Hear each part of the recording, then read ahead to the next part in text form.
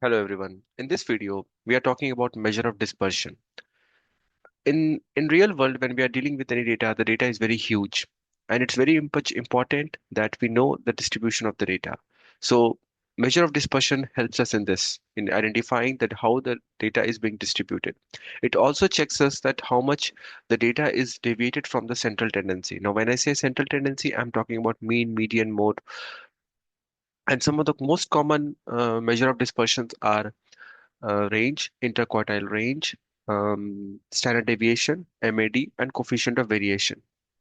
Now, first, if we will start with range. So basically, range is the difference between the maximum and the minimum value.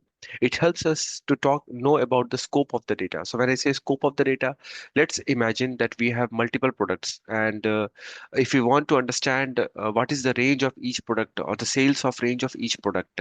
So let's say for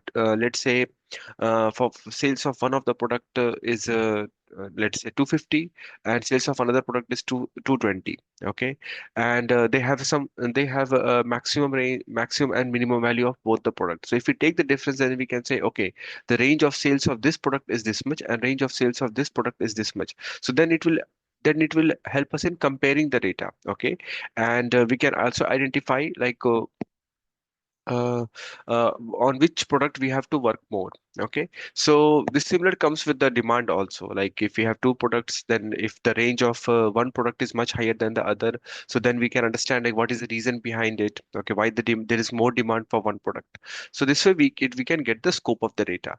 Other thing is like it helps us in identifying the outliers, because basically the range is the difference between the maximum and the minimum value. So the larger range indicates that there can be a extreme values also. There can be extreme values. When I say extreme values, the maximum value may be very large, or the minimum value can be very small. Okay, or it can be a kind of an outlier. So it helps us in identifying the outliers. So let's say if we have a fraud transactions. Okay, so we have a different payment method ranges. Okay, so uh, so sometimes like you have a transaction of 500, but sometimes it goes very high. So then it can lead us to investigation, like why this high huge amount of transaction was happening. The other thing is the comparison between data set. So we can compare the demand of different products from different inventory, and we can do a kind of a comparison. Also, it helps us in identifying the boundaries and identify the boundary settings. So, for example, take a feature which is age. Okay, so we know that a human age is cannot be more than 100. It if it's more than 100, then it's a kind of an outlier. So we can define it in age. Okay, let's say if we are talking about the age of the student, so then we can define the range of the age, that okay, it should be maximum between 5 years to 15 years. So we can define the boundaries. The other important step is like it helps us in explorative data analysis. So it helps us to know about what's going on. uh, so we have already discussed about the mean median mode that focus on central tendency. So the range here we can say it provides a context for understanding the data, how it is relative, how it is being spread related to the central values. So. Uh, so let's say example like let's say a median salary is 60,000. Okay, and the range is showing something. Range is between 10,000 to 500,000 respectively. Okay, then so there is a wide disparity in income. So this way we can do a comparison with respect to the central tendency also. Um, so now the other thing is about we talked about is the data normalization and the minimum maximum scalar. So when we are doing a kind of a feature scaling, when we want to put everything into the same control, so then we can use this minimum maximum scalar, where the formula is like x dash is equal to x minus x minimum divided by x max minus x minimum. So what will happen is like when we do this kind of a normalization process, all the data which is comes under a kind of a certain range values. Okay, it normalizes the data. It also helps us in hyperparameter optimization. If we know the range of the data from what is the maximum value, what is the minimum value, then we can tweak our hyperparameters of the machine learning algorithms accordingly. And we also know like it can helps us to get the information related to the central tendency. Now let's take a simple example of the range. So we have the data here. We have these many values: 36, 72, 68, 12, 98, 89, 99. So range is here equal to 99, which is the maximum value. 99 here is the maximum value, and the minimum value is 12. So 99 minus 12 is equal to 87. Please always remember, like when you are finding out the range, divide order the data in the kind of a sorting in an ascending order or a descending order, depending upon the, so that it helps you to identify the maximum and the minimum value accordingly. So this is about the range. uh, there are certain limitations about the range also, like it's sensitive to outliers, because we are dealing with the difference between the maximum and minimum value, and it also doesn't gives any information about the distribution of the data. So this is the limitation of the range.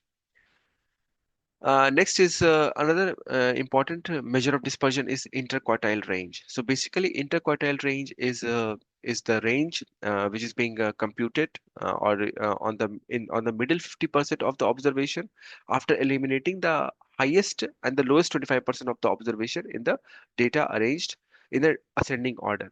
So basically, we can say IQR is the difference between the third quartile minus first quartile. So or we can say a third quartile here represents the 75th percentile. So when I say 75th percentile, it means like the 75% of the data lies below this value. And if I say Q1, and Q1 is here is the first quartile. So first quartile means the 25th percentile, where 25% of the data lies below this value. So IQR is basically the difference between the Q3 minus Q1. This will become much more clear when we will see an example. So let's say this is the example we have. So this is the data we have: 12, 14, 11, 18, 10.5, 13, 14, 17, 9. So total number of n value here is odd. Okay. So what we will do, we will arrange them in a kind of an ascending order. So 9, 10.5, 11, 12, 13, 14, 14, 17, 18. Now what will happen? We are going to calculate the median. So median will be the middle value. Since here n is odd, so we can see that 13 is the middle value here. So Q2 is 13. Q2 basically refers to the 50th percentile, which is also equivalent to median. Now, if we want to calculate Q1, so what we will do here is we have to get the first half of the data. Okay, so let's say this is the median. So first half the data will be before this. So it will be 12, 11, 10.5, and 9. So we got this 9, 10.5, 11, and 12. You can see the lower half: 9, 10.5, 11, and 12. Now what we will do, we will get the median of this particular value. Okay, so the median of this particular value will be 10.5 plus 11, 10.5 plus 11 divided by 2, so which is equal to 10.75. This is the Q1 value which we got, which is the 25th percentile. Then we are going to get the Q3. So Q3 here we will get by taking the second half, the upper half of the data after the values which is on the right side of the median. This is 13 value median, so right side of the particular value. So that will be 14, 14, 17, and 18. Okay. Now we have to calculate the median of this particular value. So 14 plus 17 middle values divided by 2, which is equal to 31 by 2, which is equal to 15.5. Now if we want to find out the interquartile range, so we have to get the difference of Q3 minus Q1. 15.5 minus 10.75, which is equal to 4.75. So if you are not able to follow the video, you can pause the video and you can have a look at it. And you can try to calculate it in your own way. The next example is also where we have the number of data is in the even format. Okay, so this is the data we have. So this data is already in the ascending order. So 50, 52, 53, 56. You can see all of the data is in the ascending order. So what we are going to do, we are going to get the Q2. We are going to get the median. So median, what is that? What are the middle values? 60 and 62. Because since it's a number of even, so we are going to get the two middle values, and we have to get the average of this. So 60 plus 62 divided by 2, which is equal to 61. Okay. Now we have to, so the 61 here is the median value. Now we have to get the lower half. So lower half will be here 50, 52, 53, 56, 58. So something from this part. So these two we considered as the part of the Q2, and we divided by 2. Now the first half will be this value, including 60, and 1 2 3 4 5 6 values. So we are going to get the median of these middle value. So it's going to give me the average. 53 plus 56 divided by 2, which is equal to 54.5. And similar way, when we are calculating the upper half, so when we are calculating the upper half, so we have to include 62 also. So 62 to 80 will be the upper half of the values, and we are going to calculate uh, the median of this value. So to get the Q3 value, 67 plus 70 divided by 2, which is equal to 68.5. So we got Q1 and we got Q3. So IQR is equal to 68.5 minus 54.5, which is equal to 14. So this way we can calculate the interquartile range. Please pay the attention that you have to always consider, follow the same rule of calculating the median. You have to get the first half of the data, lower half of upper half of the data, and then you have to calculate the median. So it's very simple process of doing it, and then you can do it IQR, calculate the IQR. But when you are a programmer, you it's all being calculated by the Python packages, so you don't need to worry about it. But this is basically to understand what is the mathematics behind it. Next is interquartile range. Is about other thing is like it also helps us the interquartile range in calculating the outliers. So when we know the value of Q1 and Q3, okay, and IQR, so what we do here is we consider those values as outliers, okay, which are less than Q1 minus 1.5 multiplied by IQR, or the values on the higher side, which is greater than Q3 plus 1.5 times IQR. So whenever you have to calculate the outliers, okay, which values comes under can be considered as an outlier. So all those values which is below this value, Q1 minus 1.5 multiplied by IQR, and greater than Q3 plus 1.5 multiplied by IQR. Next thing is like interquartile range also helps us in understanding the skewed data, how much the data is being skewed. Okay, one of the most common way of representing the interquartile range is using the box plot. So this is the Q0. Okay, then this is the Q1. You can see the first 25% of the data here. Then the Q2 is the median, so 25%. Then Q3 is the 25%, which means 75% of the data is below this Q3 value. And then we have the Q4, which is means the last 25% of the data. So basically, we are dividing data into four parts: Q1, 25, 25, 25, 25. Q1, Q1 here represent 25% of data below. Q2 is the middle value, and which means the 50% of data is below it, and 50% of data is above it. And Q3 is basically 75% of data below it, and 25% of data above it. And Q4 is the range of the highest values from the last 25 percentile of the data. Now, next thing is another important concept is the variance and standard deviation. So when we talk about variance, so variance is basically a measure of how um, how spread our data is with respect to the mean. Okay, so it provides us insight about how much the value deviates from the average. So and standard deviation is also basically a square root of the variance. So standard deviation is being calculated so that it has the same unit as of a mean. So let's see a simple example how we can calculate a variance. So this is the height of the people: 150, 180 centimeter, 135, 145, 155, and 185. So what we are going to do here is we are going to calculate the mean of all of them. So mean is simple by adding all of them and then dividing it by the number of data points. Okay, so we are having six data points here. So we got 165. Now, in order to calculate variance, what we do, we have to take the difference between all the values: 150 minus 165, squaring it, then plus 180 minus 165, squaring it, 175 minus 165, squaring it, 145 minus 165, squaring it, 155 minus 165, squaring it, and 185 minus 165, squaring it. So we are basically squaring the difference of the actual value minus the mean value. Okay, and then dividing it by the number of data. So the value which we get after calculating this is 241.67. So this is the variance of our data, which means that this much is the deviation spread of the data with respect to the central tendency. And if we want to calculate the standard deviation, so we can just take the square root of this to get the standard deviation. So this is how the standard deviation is being and variance is being calculated. Now, here where the important point here is that when we talk about population and sample, so the f- the formula differs here. So the formula for population formula for variance and standard deviation for population is this. So everything is remains the same, but it is being divided by n. In case of standard deviation also it's being divided by n. But in case of sample, now when I say sample, sample is just a small subset of data which is being taken from the population, from the entire population. So then what we do, we divide it by n minus 1. So whenever we are dealing with a smaller data set or smaller sample, so then we divide it by n minus 1. Okay, so why we do this? Because this is called as Bessel's correction.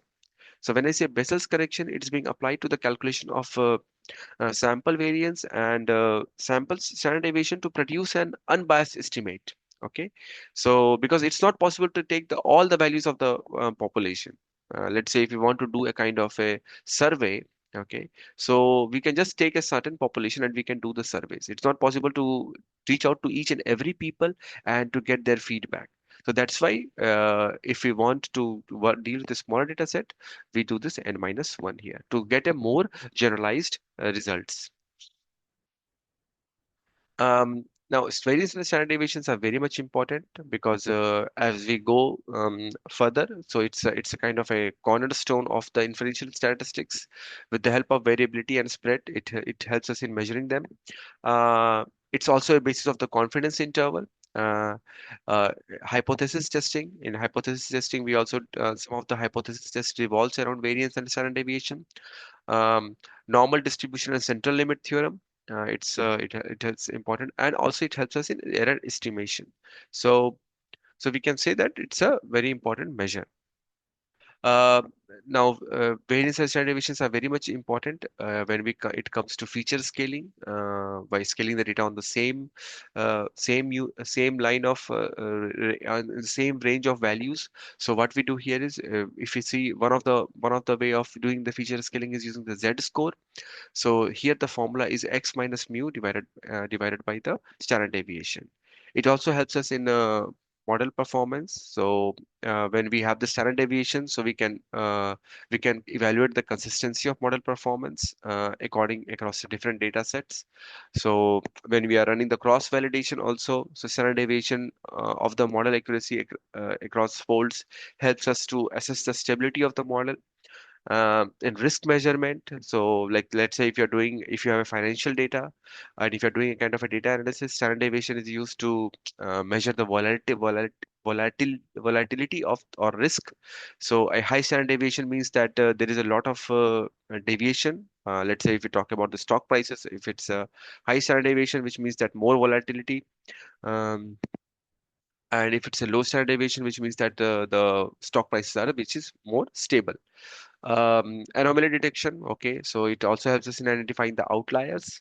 So it's if the data points are more false more than 2 3 standard deviation away from the mean, it's also always considered as a outlier. So it also helps us in identifying the outliers. So basically variance in standard deviations is a very important metrics to help us understand the distribution of data around the mean. Next is another important measure of dispersion is MAD. Okay, MAD. So basically, it's a mean or median absolute deviation. So average of it's basically an average of absolute difference between a data point and the mean. It also tells us about how much the data is being skewed. Help us in identifying the outliers. It has the same units as the data. When we are doing a kind of a regression analysis, it's also very much important. Can be considered as a one of the metrics. So basically, the formula for mean, median, absolute deviation is this. So it is 1 by n divided by summation of all the values x I minus x bar. Basically, the difference between the actual value and the mean. So similar is with the we can also have it with respect to the median. So median is like 1 by n, summation I is equal to 1 to n xi minus median. So we can take a simple example, and this is the data we have 10, 12, 15, 18, 22. If we want to calculate the mean absolute deviation, so we can just take the mean and take the difference of all of them and divide it by the total number of values. So this is how we calculate the mean absolute deviation. Similar way, we can take another example also. Uh, so let's say if we have an outlier here. Uh, we have a 10, 12, 15, 18, 22, and you can see this is a three-digit number. So simply it's a kind of an outlier. So what we do here is we can get the median, we get the mean 62.83, and when we calculate the mean absolute difference, so you can see it's coming very huge value, 79.06. So with the help of this huge MAD value, we can say that this data set contains an outlier. It has an outlier. So see, I'm giving a very simple example, but when you are dealing with a large data set, it's very difficult to identify the outliers with the naked eyes. So you have to apply all these methods and to understand the presence of outliers. So if the MAD value is close to mean, so then it's good values. If it's close to mean, then which means that okay, there are no outliers. But if it is very much high, jumps to higher values, so which means that it has an outlier. Okay, so yeah, it is used in outlier detection in the time series analysis also. Um, and then you have um, model evaluation, data quality and stability. Okay, so that's how it can be a important metrics for the it's an important aspect of the measure of dispersion. Then we have the coefficient of variation. So coefficient of variation is something which is basically at the if you talk about the definition, it's the ratio of standard deviation to the mean. So when we divide the standard deviation by mean, so uh, we get this coefficient of variation. So it basically measures expresses the extent of variability with respect to the mean. um, so it compares the degree of variation from one data set to another if the data sets have different units or scale. So let's say if we want to compare two data sets and those two data sets have totally different units or different scales, so then we can do a kind of a comparison and we can understand the volatility of the data. So this is the formula for CV for sample data. This is the formula standard deviation divided by x bar or basically mean, or CV for population is sigma divided by mu. So basically, it's the ratio of the standard deviation divided by the mean. Now, uh, if we have a lower CV, lower coefficient of variation, the lesser spread the data is, and if we have a higher CV, then it's the more spread our data is. So let's take a simple example, the sales of two regions. So region A has sold 50 units, okay, and region B has sold 75 units, and region A has a standard deviation of 5 units, and region B has a standard deviation of 25 units. So now we can say that, okay, region B is doing very good because it has sold 75 units, but let's calculate the coefficient of variation. So coefficient of variation of region A will be 5 divided by 50, which is equal to 0.10. And region B will be 25 divided by 75, which is equal to 0.33. So you can say consider this as a 10%, or you can consider this as a 33%. So the region B has a higher coefficient of variation, which means the data is more volatile, which means that it has a less stability. But region A has a lesser number of values, the coefficient of variation. So we can say that this is more stable and more trustable sales or values. So we can say that region A, even if it's selling 50 units, it is more stable. It is not changing a lot. Okay, so whatever it is doing, it's doing pretty much good. But region B, although it has a 75 units, but it has a higher CV, which means that the data is widely spread and it has a high volatility. Okay, so it's not unstable. So another example is like if you can take a we can take a kind of a mean absolute error of product A. Okay, it's giving us this value. Mean absolute error of product B is giving this value. Okay, so this is the product A. Mean price of product A is, let's say, this much, and product B is this much. So CV of product A will be 10%, and CV of product B will be 20%.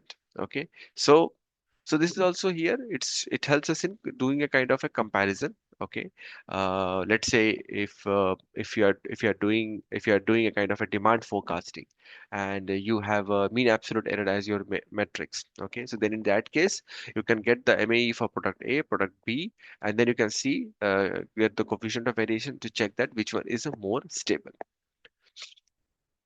It helps us in model comparison, it helps us in model scaling, and it helps us in risk assessment. So this was all about coefficient of variation. And I hope you liked the video. Please let me know in comment section if you have any questions or if you want any other topic to be discussed. Thanks a lot.